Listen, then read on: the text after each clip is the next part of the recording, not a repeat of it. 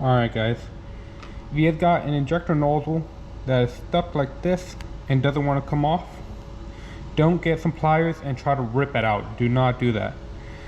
Start by putting some grease in the third hole. You got 3 in total, so 1, 2, 3 in the second hole. Alright, when you disassemble the injector, you got 3 holes. Well, not holes, this one has 2 pins in 1 hole. The 1 hole, pack it up with grease like I did here. Alright, and the injector body, you also got 3 holes. Pack the second one with grease. Alright, once you have that done, take away the spring. All you need is these 4 parts, nothing else. So body, cap, nozzle, and spacer. I don't know what that's called. But anyways, you pretty much assemble it from that point. You just assemble it like so. Alright. Align the holes to the holes. Alright.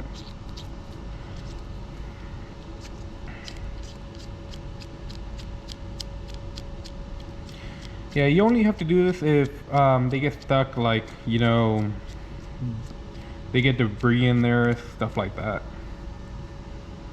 Which happens a lot more than you guys think.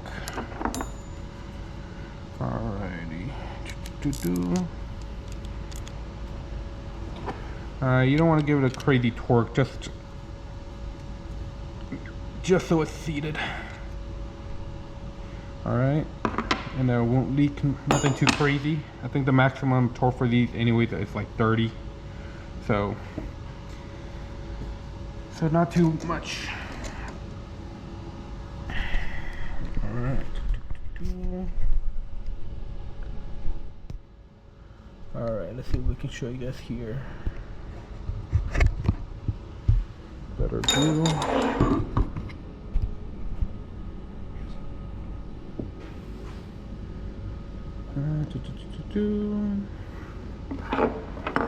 Go ahead and tighten it down.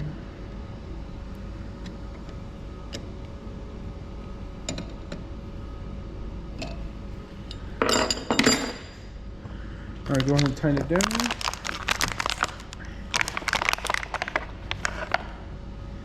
Alright, now we add pressure.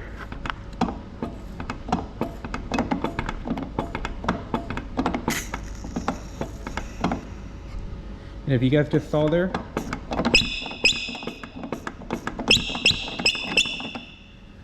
the injector nozzle just separated. So let's go ahead and loosen this up.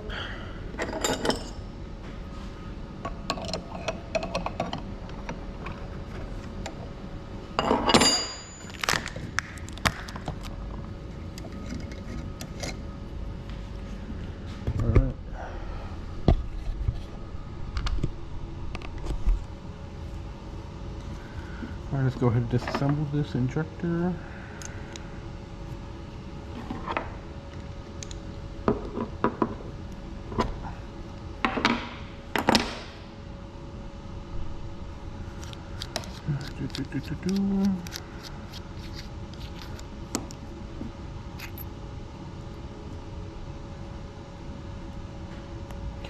Sometimes they still maintain shut, but the point is so you can so it separates a little bit, and it does help you out a lot to get it out.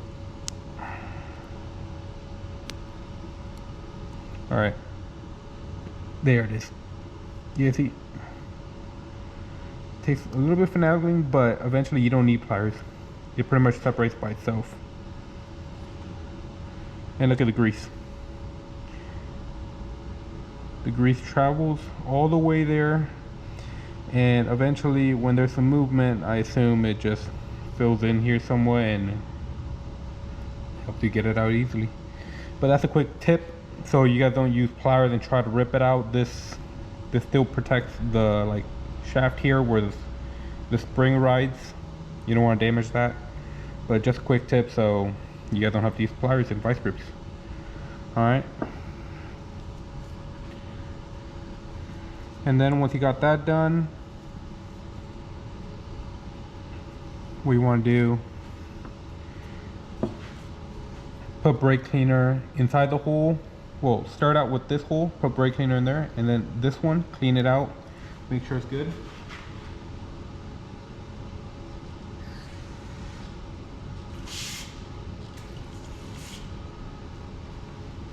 Check how many holes you have, usually like 5. Make sure all 5 brake cleaners coming out of it, and nothing's clogged. Put some PB Blaster in there, that's gonna be the lubricant.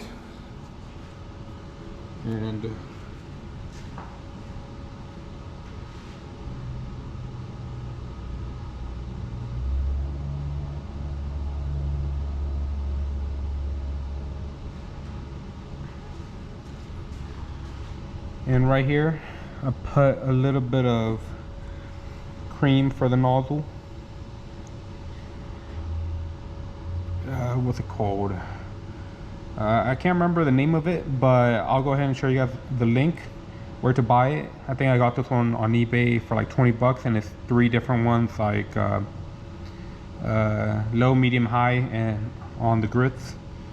So not too terribly bad. And you just pretty much, once you lubricated this with PB Blaster, you put your nozzle in, and then you just rotate it.